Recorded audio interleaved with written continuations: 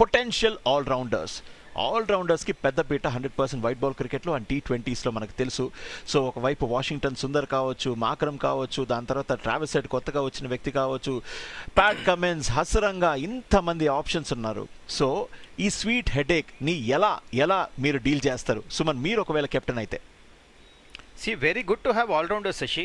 ఎందుకంటే ఒక ప్లేయర్ మీకు బౌలింగ్ కూడా చేస్తున్నాడు, బ్యాటింగ్ కూడా చేస్తున్నాడు. అందుకని మాక్రమ్ కానీ, యన్సన్ కానీ, ప్యాట్ కమిన్స్ కానీ ఇలాంటి ప్లేయర్స్కి ఎస్ఆర్హెచ్ ఎందుకు వెళ్ళారంటే, ఇంకోటే వీళ్ళు నార్మల్ ఆల్రౌండర్స్ కాదు, ఇంటర్నేషనల్ క్రికెట్లో పర్ఫార్మెన్స్ చేసి ఉన్న ఆల్రౌండర్స్ వీళ్ళు. గేమ్ని చాలా మంచిగా అండర్స్టాండ్ చేసుకుంటారు. అండ్ ఇంతకుముందు ఐపీఎల్ ఆడిన అనుభవం కూడా అందరికీ ఉంది, చాలా మ్యాచెస్ ఉంది, పర్ఫార్మెన్స్ చేసేస్తున్నారు. అందుకనే all-rounders are like gold T20 ఫార్మాట్లో. క్యాప్టెన్కి తెలుసు ఎంత పెద్ద హెడేక్ ఉంది. T20 ఫార్మాట్లో ఏమవుతుందంటే ఒక్కోసారి ఒక బౌలర్కి ఆ రోజు ఉండదు, he'll be hit for lot of runs. అలాంటి టైంలో మాకరం వచ్చి ఆఫ్ స్పిన్ వేసేస్తాడు.